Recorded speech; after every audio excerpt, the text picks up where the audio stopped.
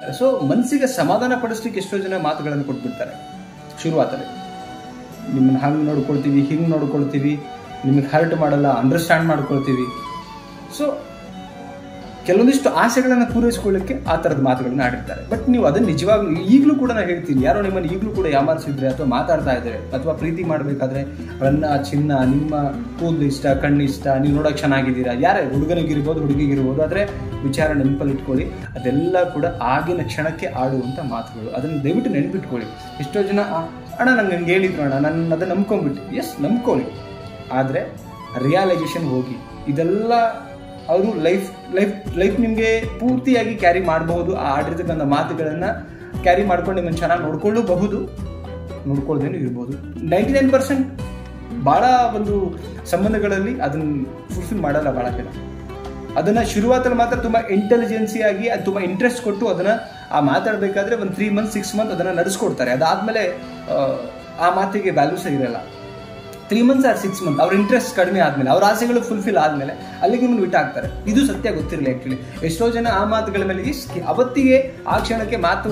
ಈಗ ಉದಾಹರಣೆಗೆ ಹೋಟ್ಲಿಗೆ ಹೋಗ್ತೀನಿ, ರೈಟ್, ಎಕ್ಸಾಂಪಲ್ ಕೊಡ್ತೀನಿ ನಾನು. ಹೋಟ್ಲಿಗೆ ಹೋಗ್ತೀವಿ, ನಾವು ಒಂದು ಚಿತ್ರಾನ್ನ ಕೊಡಪ್ಪ, ಆ ಕ್ಷಣಕ್ಕೆ ನಮಗೇನು ಬೇಕು ಮಾತಾಡ್ತೀವಿ, ತಗೊಳ್ತೀವಿ, ರೈಟ್. ಹಾಗೆ ನಿಮಗೆ ಆ ಕ್ಷಣಕ್ಕೆ ಏನು ಬೇಕು ಅದನ್ನು ಅವರು ಮಾತಾಡ್ತಾರೆ, ಮನಸ್ಸಲ್ಲಿ ಸಮಾಧಾನ ಪಡಿಸ್ತಾರೆ. ಕೆಲವರು ಅದನ್ನು ಪಾಲಿಸ್ತಾರೆ, ಎಸ್, ಅಂದರೆ ಅಂಡರ್ಸ್ಟ್ಯಾಂಡ್ ಮಾಡ್ಕೊಳ್ಳೋರು. ಹುಡುಗ ಆಗಲಿ ಕೆಲವೊಂದು ಜೋಡಿಗಳಲ್ಲಿ ಇದು ಕಾಣುತ್ತೆ, ಪ್ರೀತಿ ಮಾಡಿ ಲವ್ ಮಾಡಿ ಮದುವೆ ಆಗಿ ಸೊ ಇರುವಂಥ ಜೋಡಿಗಳು ಕಾಣುತ್ತೆ. ಆದರೆ ಮೋಸ್ಟ್ ಆಫ್ ದ ಕೇಸಸಲ್ಲಿ ಇದು ನಡೆಯೋದಿಲ್ಲ. ಬಟ್ ಆ ಒಂದು ಎಕ್ಸ್ಪೆಕ್ಟೇಷನಲ್ಲೂ ಬದುಕಬೇಡಿ. ಬಟ್ ಒಪ್ಕೊಳ್ಳೋಕ್ಕಿಂತ ಮುಂಚೆ ಆ ಸತ್ಯ ಗೊತ್ತಿರಲಿ. ಏನು ಅಂತ ಹೇಳಿದ್ರೆ, ಏನು ಮಾತು ಕೊಟ್ಟಿರ್ತಾರೆ ಅದು 99% ನಡೆಯೋದಿಲ್ಲ ಅನ್ನೋ ಸತ್ಯ ಗೊತ್ತಿರಲಿ ನಿಮಗೆ. ಎಲ್ಲೋ ಒಂದು ಕಡೆಗೆ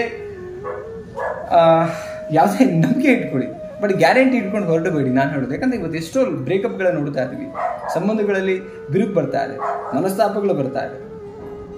ಸೊ ಇದೆಲ್ಲದಕ್ಕೂ ಕೂಡ ಅವರು ಅವತ್ತು ಮಾತಾಡಿರ್ತಾರೆ, ಇವತ್ತಿಗೆ ಯಾವುದೇ ಮಾತಿನ ಏನು ಪ್ರಮಾಣಗಳನ್ನು ಮಾಡಿರ್ತಾರೆ, ಇಲ್ಲಿ ತನಕ ಯಾರು ನಡ್ಕೊಂಡಿಲ್ಲ. ಭಾಳ ಜನ ಭಾಳ ಕಡಿಮೆ ಇದೆ. ಸೊ ಆ ಕಾರಣಕ್ಕೆ ದಯವಿಟ್ಟು ಪ್ರಪೋಸ್ ಮಾಡ್ಬೇಕಾದ್ರೆ ಏನು ಒಪ್ಕೋತೀರಾ ಗೊತ್ತಿಲ್ಲ, ಇರ್ಬೋದು ಹೋಗ್ಬೋದು, ಬಟ್ ಬಿ ರೆಡಿ ಇರಿ ಅಷ್ಟೇ.